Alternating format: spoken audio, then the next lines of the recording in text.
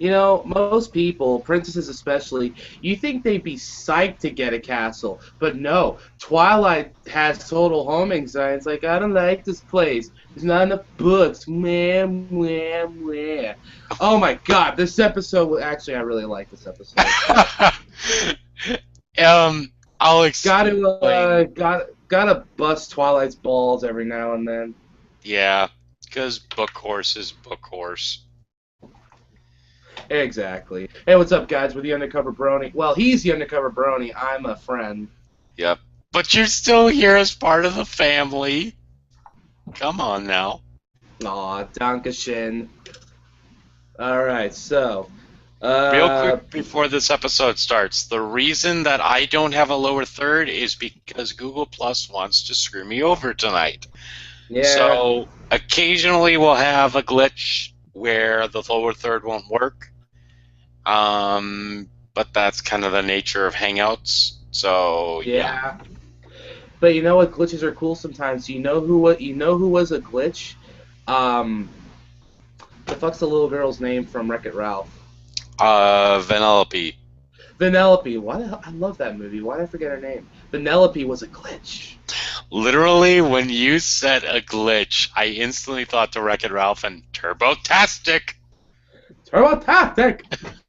Oh, I love that movie. So, we're not as rusty as last week. So, typical intro for us. I'll say how I liked it or didn't like it, and be like, yeah. And then John, he'll be like, well, it was pretty good. No, sometimes John's a lot more vocal about stuff than I am. Especially with Rarity Takes Manhattan. That debate will never be settled, homie. So anyway, go on with your little summary of what you thought of the episode, Yeah, and we'll no. get started. Okay, I liked it the first time. I watched it twice. Well, not twice, but I like rewatched a few parts a few times and stuff. Just so because there were a few key parts that stood out to me that were like funny or cool. And I honestly I dug it. Part of me kind of wishes it focused a little more on Twilight's feels, but that's the artist in me beckoning for more. Mhm. The song with well, I mean, we'll talk more about that. I like the song. The premise was cool, but it had a really easy conclusion. And about halfway through the episode, I'm like, this is a really avoidable situation. So I mean, that alone was kind of like, but other than that, I walked away with a, especially the ending. I walked away with a smile on my face. Mhm. I'm gonna say it's almost kind of like the way they ended it was almost reminding me of Maud Pie in a way, in the way they kind of presented it. Because in Maud Pie, you had the reason we're all friends is because we all love Pinkie Pie. But in this one, it's more of you guys are all a part of me and we're going to have these memories together. But we'll get to that when we get to that. Wasn't that what? Now, upon reflection, didn't they say that at the end of Magical Mystery Cure? I, Actually, don't they say that at the end of a lot of episodes? they do, but it really stood out in this one, I think. Yeah, it really did, actually. I thought the episode was all right. It really irked me at one specific point, which I'll explain when we get there. And then the third act actually rescued the episode for me. It really did. So let's get started. So this episode starts Let's off. activate. This episode starts off with Twilight and Fluttershy cleaning the animals, and this pre-title sequence, I'm definitely noticing. You know how you were saying that the show evolved between seasons 2 and 4, that it became a show for little girls to a show for older teenagers. And families to an extent, yeah. Mm. This season so far is like it feels nothing like any of the previous seasons for some reason. I It's don't know if I don't know if that's just me, but it feels way different and way out there. almost. Coming off the first two episodes, I mean, I know it's only episode 3, but I kind of get what you're saying. This episode feels like it has a more, like it has kind of like like an underlying maturity almost to it. Maybe that's what it is, or there's like, 'cause I mean, this episode basically deals with someone, missing their house and basically having, new house anxiety. Last Mm, episode was, basically one person calling the whole way the world's run bullshit. I mean, the mm. show's been on since 2010. Hasbro's probably like, well, I mean, we have male fans, but the little girls watching the show are growing up. Might as well up the ante. Mm. Maybe. I don't know. I get what you're saying, though. Yeah. Um, so they're cleaning, and Fluttershy's like, I bet it would be nice when you get to go home and take a bath in your brand new castle. And Twilight, being the awesome book horse that she is, decides to muddy up Angel Bunny again. That was funny. I'm like, serves you right, you little dickhead. Yeah. Fuck that guy. Yeah, totally. Um, Also, muddy and slightly disheveled Twilight is adorable, totally. by the way. And that beat Fluttershy for adorable. How did this happen? Hey, you know what? Everyone's got to get lucky once. Yeah, that's true. Um, So after My Little Pony, My Little how to it cuts to the castle next, right? Where because Twilight's like, hey, Fluttershy's like, hey, we're eating pancakes tomorrow, and she's like, oh, I better go help Pinkie Pie. So, so a la Deadpool, Twilight and Pinkie Pie make fat amounts of pancakes. mm-hmm. Oh man, Pinkie Pie had such a good. It was like every flavor, every topping surprise or something. It was pretty much let's mix up all the berries. And the best part is when she's like, the secret is I misplaced the batter spoon, so somebody's gonna have a really bad time with one of their pancakes. That was so far. Pinkie Pie has been really funny. I think I like her more as like a one-liner joke character as opposed to like when she goes on for too long. Mm-hmm. So first she's had some good laughs. Mm-hmm. Definitely. But they're pretty much around the table eating the pancakes, and they're talking about how they noticed Twilight really is not wanting to leave. And before this, I love how Fluttershy is almost, it kind of reminded me of Read It and Weep a little bit, where she sort of yawns and then opens one eye, kind of Yeah. like Dash from Read It and Weep. He's like, shoo, shoo, shoo. Shipping symbolism. And it's pretty much like the symbolism last hint, few hint. episodes. Yeah. It's like hint, hint, you need to leave. Yeah. So AJ's thing, Twilight dug 100 holes when she only needed 10 for planting seeds. No, I think she dug 50.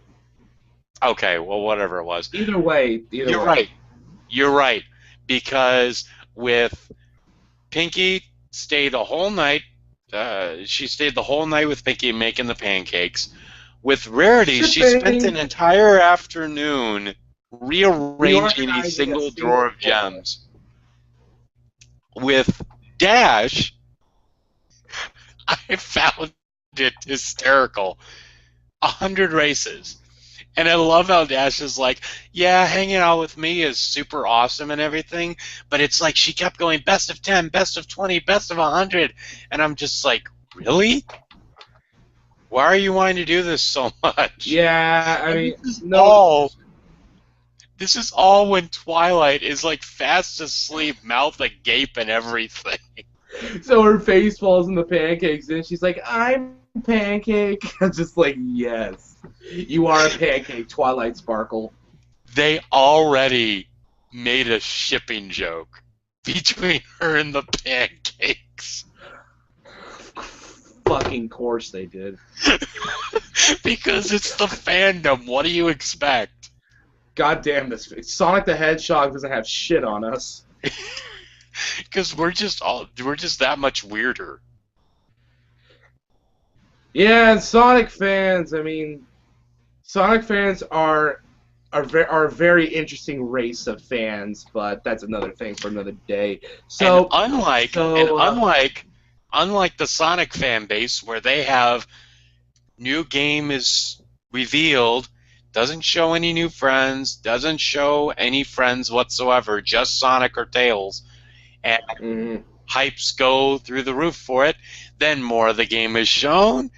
New characters are established along with all the other characters.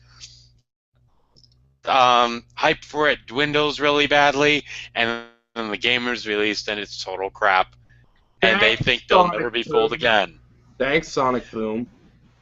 With this, however, it's more of a positive wheel. Because think about it.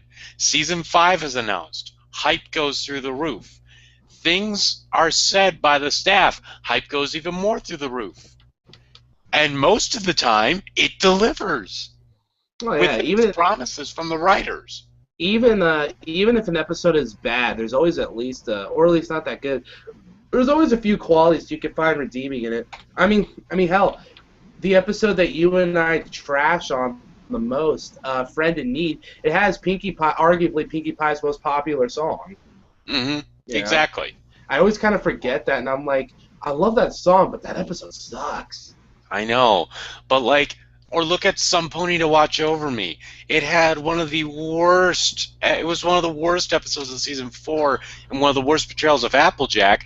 Felt like a season However, 3 episode. the Chimera. It was so cool, That was fucking metal. right? Exactly. Oh There's my always god. some sort of redeeming quality. But we God really damn need it. to get back on the God episode. damn it. I love this show. We are going way too in the weird bunny trail. Okay, so to make up for lost time, Rarity's like, Twilight, what the fuck? And Twilight's like, okay, honestly, this castle doesn't feel like home. And Pinky's like, why? The ceilings are big, you feel tiny, the hallways are empty, and something else. And she's like, okay, I get it. And she's like, it doesn't feel like home. And then Rarity's like, you know what, darling, we've got this. Go chillax at the spa with Spike, who Spike comes in after waking up, and he has a Rarity plushie. Yes, yes, I saw that. I'm just like, By the way, can I just comment? I love how you remember the visuals during Twilight's Big Brother Best Friend Forever song, where it showed her as a filly in that little design. I love how that's become a reoccurring thing, like in the show, minimally, and I love that. I look because it looked like they based the baby filly designs off it, like say Applejack from Apple Family Reunion, yeah. and then it's a plushie, and it's just like, And oh I my god. find it funny that the Rarity plushie that he has is one of those hand-stitched Yeah, yarn-looking ones. it's like he made it himself. I know, it's so adorable. Damn it. Damn you, Spike. And so Spike's like, hey, what's up, guys? And then they're like, hey, Spike, you want to do a favor for me? And he's like, sure. As he's stuffing his face. By the way, stuffed face Spike is most adorable Spike. Can I just say that? Right. Of the pancakes. It's like, hey, darling, you want to do this for me? And she's like, and she's like, I promise to actually, I don't know, hug you or something. And then he's just like, okay. So he takes Twilight. And then they have another song, which, shit. I always count the 2 parts as one episode. 2 episodes in a row with a song. Not bad. Season 4, we had to wait 4 episodes, well, technically 5, for the first one. Mm-hmm. And I'm gonna say with this song, as with all the other songs that I've seen, it's really interesting in one major aspect. No matter what song it is, for some reason, it will always, I repeat, it will always give me a new character that I just go, holy crap, that woman has a set of pipes. Yeah. Literally. Rainbow Dash this time, right? Rainbow Dash, of all characters. Yeah, I gotta admit, that was pretty good. It was really, she's sung before, but what Ashley Ball typically does is she kind of makes it like, more akin to Dash's voice, but this time it felt like she was singing, because I listened to Hey Ocean before, and it kind of and I've heard her actual singing voice this time, because she sings good as Applejack, but she sang pretty good here. Yeah, she did. She really did. And the song is a point of praise and criticism from me, because like, okay, the song was good. Like, I love it when I love songs that focus on one character because they're good. Like Pinkie Pie has good songs. I'll even give Rainbow Dash "Awesome as I Wanna Be" is actually kind of cool. Mm-hmm. Even though it's such a reference to Blink 182. Oh my god, it totally is. Rarity has the best solo songs. Okay, I'm just gonna say that right. I'm gonna say it right now. Pinkie Pie is like the songwriter, but Rarity just knocks it out of the park every time. I agree. So there's that. But so lyrically, I'm hearing it, and it's like, oh wow, musically this is awesome, but lyrically, I already see where the episode's going, and I'm thinking to myself, I mean, I know what the moral's going to be. It's like, you don't need to go that way. I mean, there's easily a solvable solution, but I was tricked into, oh, sweet pizza. Hi, Mother. Oh, hi, John. Hello. Oh, super. Okay. We have a bomb-ass local pizza place called Woodstock. Oh, God. Okay, I'm sorry. So we just broke the fourth wall in the middle of a review. This is awesome. Pinkie Pie, you have a challenger. I'm going to make sure the logo of my can isn't in cam review so we don't get sued. Anyway, back to what I was saying. So it's a good song, but it already basically told you what the episode's going to be, and you see it, and I'm thinking, like, this seems like a throwaway plot, but I still enjoyed the song, and I'm like, okay, let's see what they do. So they clutter up the cat. Oh, wait, you probably want to say something about the song, too. Sorry. The song, honestly, it was okay. Honestly, the songs I've heard in Season 5 are kind of forgettable so far. Yeah. But, you know, it's nice to always have Daniel Ingram doing the orchestrations, at least. That's always the fun part. You know, the lyrics themselves may not be the best, but you'll always have a really nice sound from Daniel Ingram. So it's always a treat there. I think the lyrics got better as the show went on. The music was always good, but the lyrics got better. Mm-hmm. So then they all bring everything in. It is a total disaster. And here is the point of contingence. And I know it sounds like I'm going to pull a Brony Curious on here, but I'm honestly... I will come after you. The only reason I'm doing this is because it bothers me on a personal level. Not because I'm trying to overanalyze it. It just bothers me, is all. Well, now that you've made a really plausible excuse. Okay. The whole scene is them just going on and on with the awkward smiles and, gee, Rarity, you did a good job with your drapes. Gee, Pinkie, your hidden party cannons are going to be awesome. Gee, Rainbow Dash, I'm glad that you brought in the trophies. That it's every pony's trophy, it just has my name on it, blah, blah, blah, blah, blah. I would understand if it's Season 1 or Season 2, but this is Season 5. How the heck can they not be real with each other yet? You know, Rainbow Dash makes a point later on that they're Twilight's best friends and stuff, that they should know her. But, like, real best friends? Okay, they've been friends. Okay, so we established in Season 4 that it had been a year since Season 1. I'm going to assume that it's been close to maybe 6 or so months since Season 4. These finale. But still, that's enough time to really get comfortable with somebody. So long story short, if you're best friends with someone and something you do isn't that good, like especially Rainbow Dash should have just been like, yeah, that sucks, or Applejack should have just been like, they should have just flat out said it sucks. Mm-hmm. You know, It's I'm saying best friends do that, and they've done that with each other before. Hell, Rarity and Applejack do that like all the time, especially in the earlier episodes. Rainbow Dash does that to everybody, and Fluttershy at least implies it. I mean, Pinkie Pie acted like Pinkie Pie. That's one thing, but I see what you're saying, but it was still funny. I mean, it was good because it actually did set up a really funny joke where Spike comes in and said, "This place looks awful," and everyone was just like, "Oh, thank goodness I wasn't about to say that." You know, Spike. I love Spike in this episode. I love sassy Spike because in earlier episodes he had some good one-liners. He did, and then at the end of that scene, they start arguing again. That's the second point of contingence. I understand that with friendships you will have some arguments, but the fact that you established in the last episode that this kind of friendship is stronger than a little argument, you're not really showing that too well in this episode. Hello? You know? Well, you know, there's an explanation for that. And that is? Buck us, that's why, LOL. Plot contrivance for the win.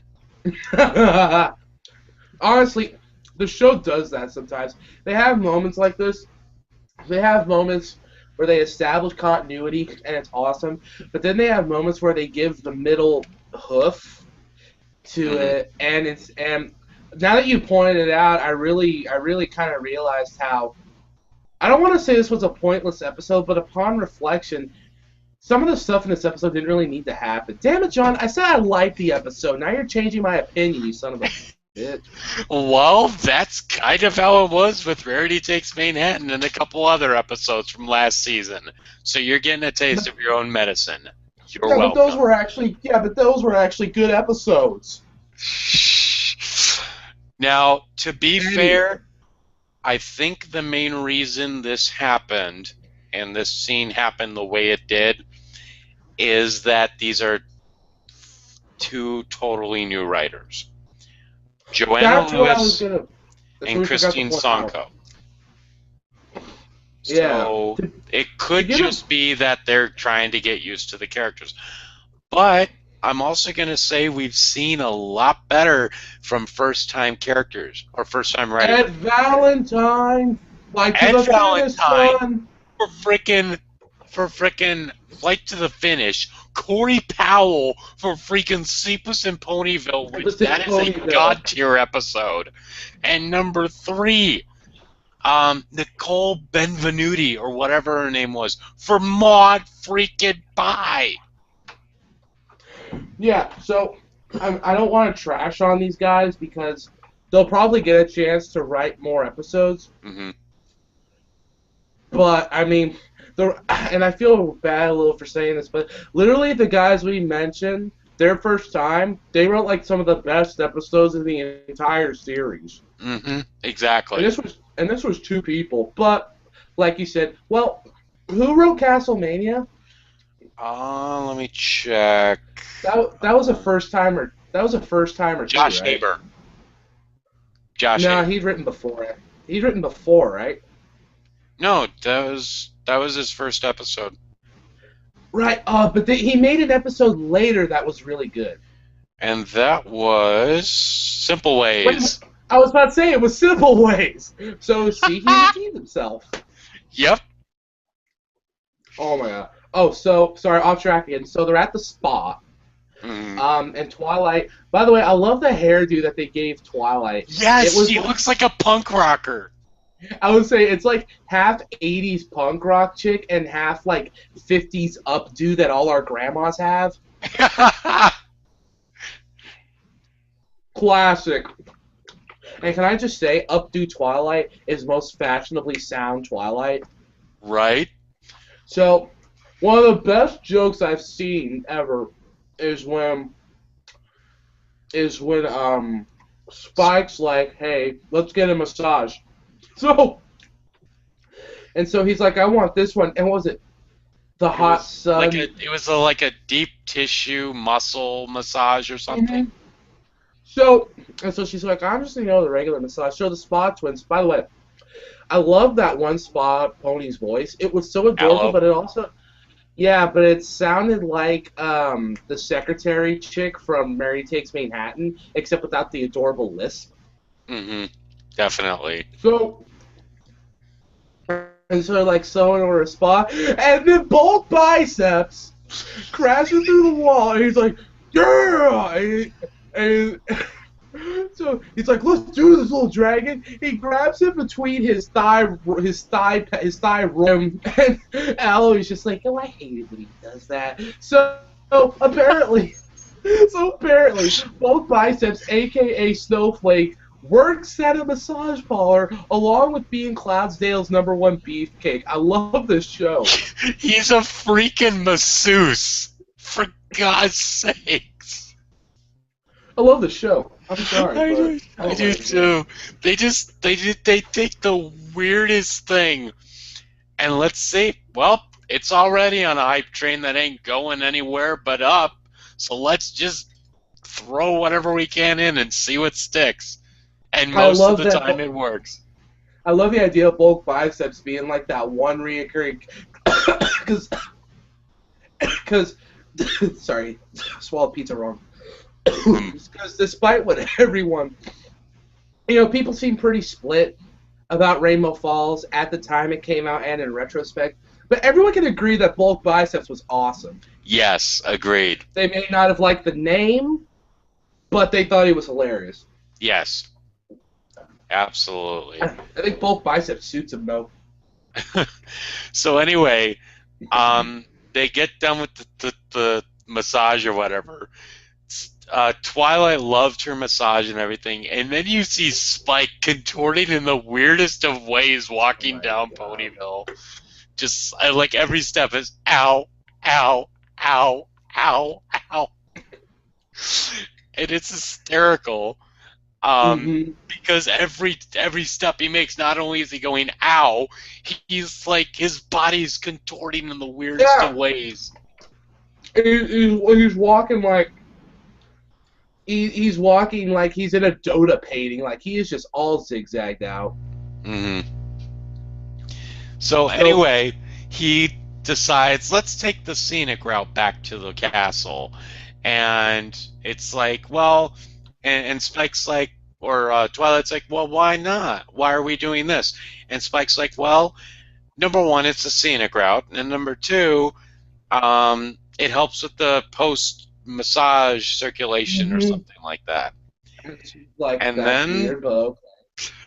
then they get to the tree.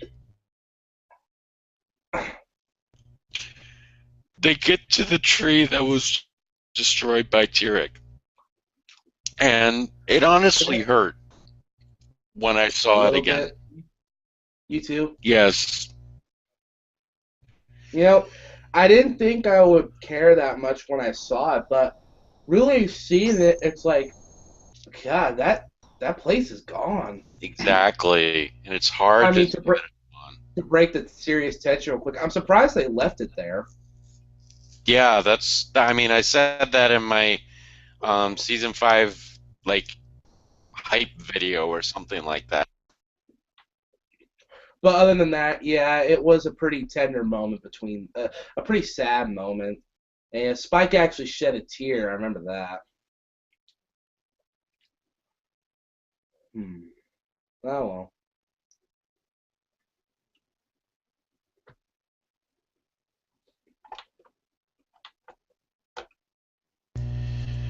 But anyway.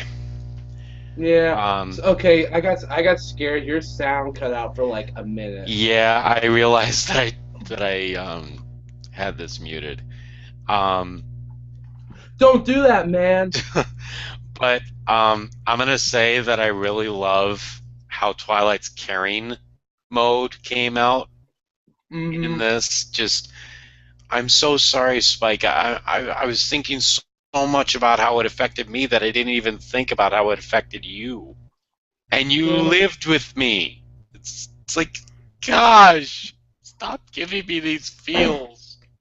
Damn it, this is part of the reason why I always hope for that, why part of me still kind of likes Twilight, because when those few moments where she has that like mother like big sister attitude towards Spike, it's like she could be such a sweetheart when she wants to. Agreed. Damn it. Anyway, so they get back to the castle. Why is the soda gone? And we find out that while they're walking back to the castle, all the characters, all the other main six, they dig up part of the tree and they get these gemstones and they get all this other stuff. They get back and we find out that what they did was they took the roots of the Golden Oaks Library and hung these gemstones with pictures of all the memories that they had inside the tree. Like a memorial chandelier. It was. I watched that part, man, and oh man, it was like so similar to the end of Magical Mystery Cure, but to me a little more impactful. Kind of, the last 3 years of watching the show were just like right there, and it's just like, damn, Yeah. no wonder why people were bummed that the tree got destroyed. I mean, it wasn't like the main place in the story, but it was still important, by God. And I saw that, and Twilight shed the tear and hugged them, and I'm like, that is has to be one of the most genuinely touching moments of this show. I agree. Just the whole sentiment behind it. It was just, oh, that was nice. And I mean, it saved the episode, but it was nice. the thing that really hit me about it was, this whole time they're going. The first time they tried to get through it, it was all their stuff and how they would make themselves feel at home. But in order to make Twilight feel at home, they got something that they all experienced together and put it there because it reinforces their friendship. And it's just like, man, that is hard hitting right there. It's like they said in season 5, and arguably what they said in the season 4 premieres. It's not the it's not the elements that bind us. It's our friendships. And if I can go Kingdom Hearts for a second, it's our hearts. Yeah. Because they're as strong as horses. Oh, God damn it. I still got it.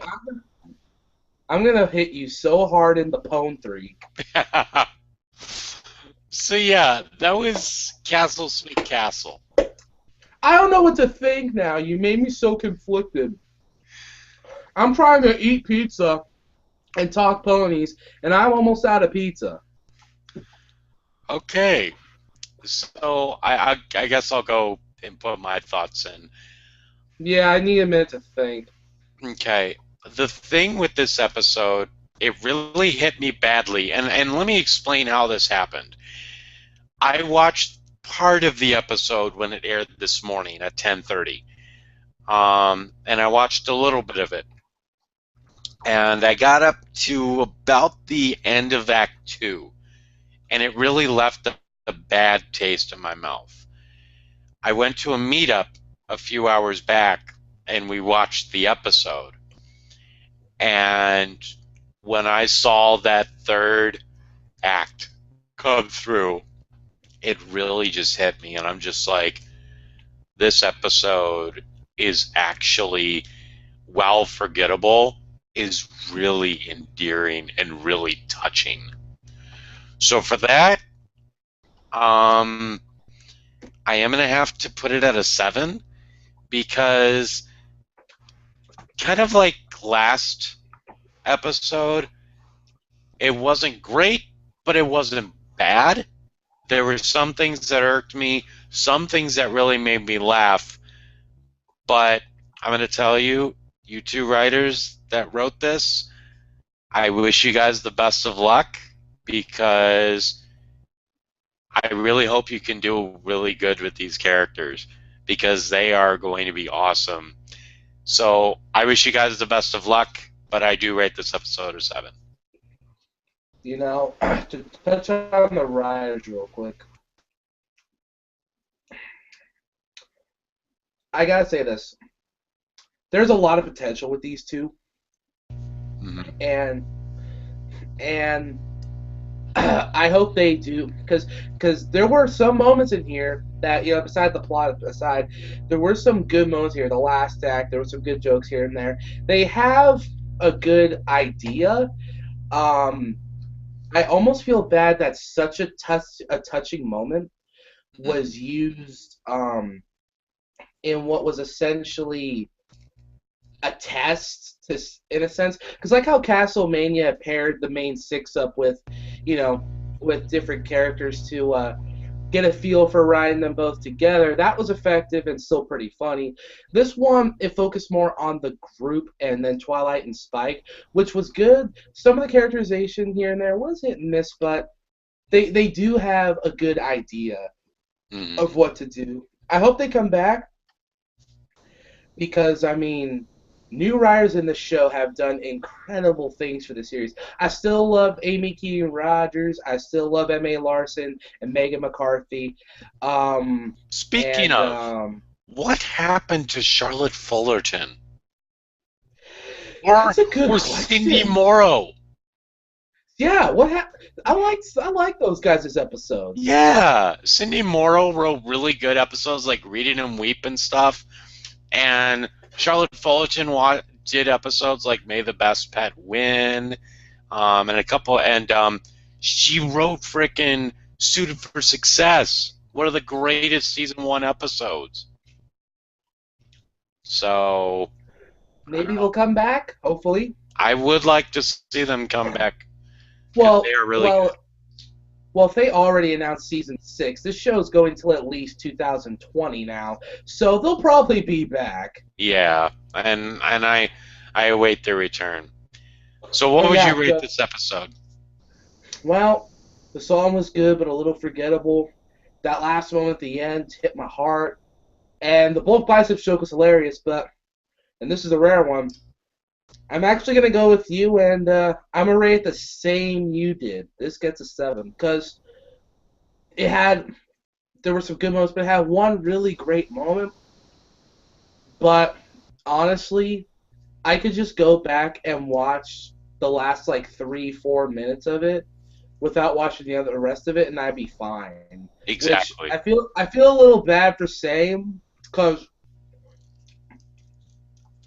it wasn't a bad episode, but up until that last bit, it wasn't too strong with me. So, in that aspect, I give it a 7. The highest I'll go is 7.5, but for the record books, I'm saying 7. All right. Well, thank you guys for watching. Huh? We're gonna do that. We're gonna do that season tally thing again, like we did last year, right? Yes, we are. And I've already started it out, so we're okay so far. So thank you guys so much for watching this. Like I said, hopefully the lower third will work with both of us next time.